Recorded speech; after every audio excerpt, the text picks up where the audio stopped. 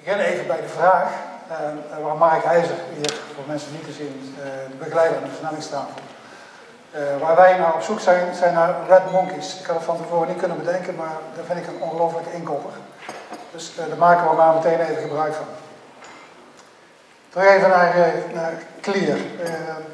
Daar kom ik zo even op terug. Dries Vergeem mijn naam. Ik ben een gelukkig mens.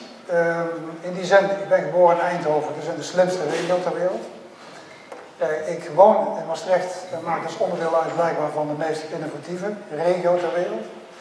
En onze droom zou eigenlijk kunnen zijn, hoe creëren we nou in Zuid-Limburg de meest duurzame regio in de wereld.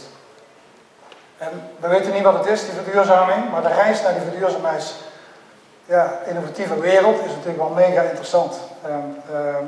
Ik kom er later nog even op terug, maar voor ons gaat het over de verbinding tussen technische innovatie, sociale innovatie, ecologische en economische. Je kunt die dingen in onze perceptie absoluut niet loszien van elkaar. Ik zal hem geen red monkey noemen, maar een van mijn inspiratoren staat daar rechts voor de meeste mensen wel herkenbaar. In het midden zit hier een plaatje dat gaat over transformeren. Dus wij kijken voortdurend in de business en ook naar het model tussen de verbindingen, de mensen, strategie, positionering en processen.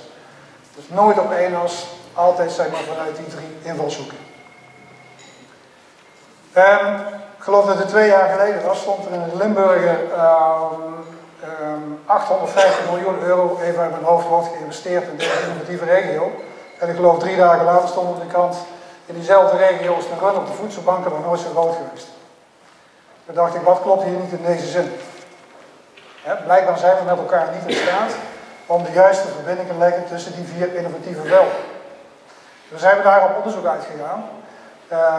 Mijn achtergrond is onder andere organisatieadviseur, dat doe ik inmiddels 25 jaar, maar ik ben sterk nadruk gaan leggen op de ondernemerskant, de betekenisgeving. En per ongeluk kwamen wij in aanraking met nieuwe vormen van gebiedsontwikkeling, op incidentele vragen van mensen en klanten zeg maar, in het veld. Wat bleek nou? Er werd al snel duidelijk dat organisatieprincipes zo toepasbaar zijn op regio's. En toen ik dat eenmaal snel in de gaten had, dacht ik van hoe krijgen wij nou in deze regio in die verbinding op basis van inclusie, iedereen moet of mag en meedoen, mits hij kan en wil, hoe krijgen we daar nou perspectief op? En dan heb je het eigenlijk over wat Chef ook al noemde, het gaat over talent, het gaat over passie en het gaat over potentieel. En die 3 dingen in samen, die zijn natuurlijk redelijk cruciaal. Toen zijn we gaan kijken naar, Zuid-Limburg is natuurlijk op zich redelijk klein, maar ook hartstikke groot als je daar zo innovatief aan wil gaan werken. We kwamen uit op een focusgebied. En voor de mensen die het een beetje bekend zijn in het gebied, het is loopt zeg maar vanuit de snelweg Maastricht-Heerlen tot aan de Belgische grens. Deel ligt op het gebied van IJsselmargaat en deel ligt op het gebied van Maastricht. Wat gebeurde daar? Dat is een gebied wat eigenlijk enorm verstild is. En in dat verstilte gebied kwamen we heel snel achter dat er sprake is van enorm leegstand. 5 of 6 plekken cultureel erfgoed wat gewoon leeg staat. Wat een enorme potentie heeft, waar niemand een idee heeft wat hij daarmee kan. En waar eigenaren alleen in de mode zitten van verkopen. Dus we hadden daar hardware te pakken. In hetzelfde gebied zit heel veel kennis rondom natuur, agrarisch en groen. Dus alleen die verdampt. Daar gebeurt heel weinig meer mee. Dus daar ligt een enorme kans als je kijkt naar historisch perspectief vanuit zo'n regio. Als je kijkt naar de partijen die daarin opereren, dan heb je het over gemeente, Staatsbosbeheer, waterbedrijf, de WML. De provincie heeft er wat over te melden. Je komt al heel snel tot een 10-tal partijen. Die zeg maar, niet tot onze basis, maar gewoon de constatering, niet of nauwelijks met elkaar nadenken over een bovenliggende visie voor dit gebied. We zijn erg verticaal georganiseerd, terwijl wij proberen dat horizontaal aan te pakken. Dus die horizontale organisatie en die red monkeys, dat gaat leiden tot doorbraken die we moeten bereiken. Ik zoom even verder in op dat stuk, want wij kwamen eigenlijk toevallig uit bij het missiehuis. Veel mensen misschien bekend. Ik moet eerlijk bekennen dat ik er nog nooit geweest was in die jaren dat ik in Maastricht woon. Ik woon nog hemelsbreed 10 kilometer vanaf volgens mij. En dat pand staat al 8 jaar, nou, ik zeg het fout, een gedeelte ervan staat al 8 jaar leeg. En binnen 1,5 jaar staat het dus in totaliteit leeg. 7 hectare grondoppervlakte erbij. Het heeft een enorme leren en inspiratie achtergrond. Er zit ontzettend veel potentieel op dat gebied. Maar er woont een krimpende populatie paters en zusters. Nou, je hoeft niet gestudeerd te hebben of universiteit gevolgd te hebben. Dan denk je van, nou ja, ik denk aan mijn tijd.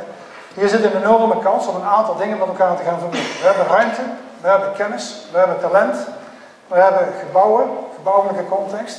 En dan kunnen we eens kijken of we daar rond een trend- business model kunnen bouwen. En dan zou ik met name willen, en dan kom ik toch even terug bij LED, wij willen daarin ook een bijdrage leveren aan het realiseren van die 24.000 arbeidsplaatsen in 2020. Maar wij zoeken dus specifiek ook naar groepen mensen die,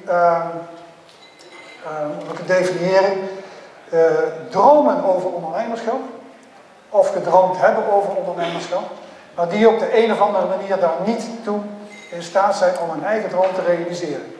Er zit dus, als je daar op verkenning gaat, enorm potentieel in dat gebied.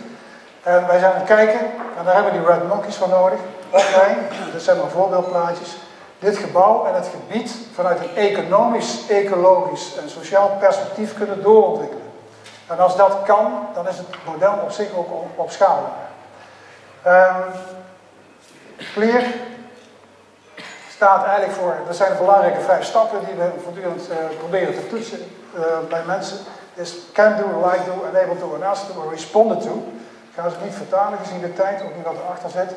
Maar wat we dus zoeken is ondernemers met lef, die competent genoeg zijn naar hun eigen idee, om ons te helpen, mensen met een droom over ondernemerschap op die 4 en 3 thema's, in die gebouwelijke component, mee te gaan bouwen en werken aan een opschaalbaar businessmodel, waardoor we meer mensen in Zuid-Limburg perspectief kunnen bieden, en op verduurzaming, maar ook over structuur op hun eigen leven. Dank u wel.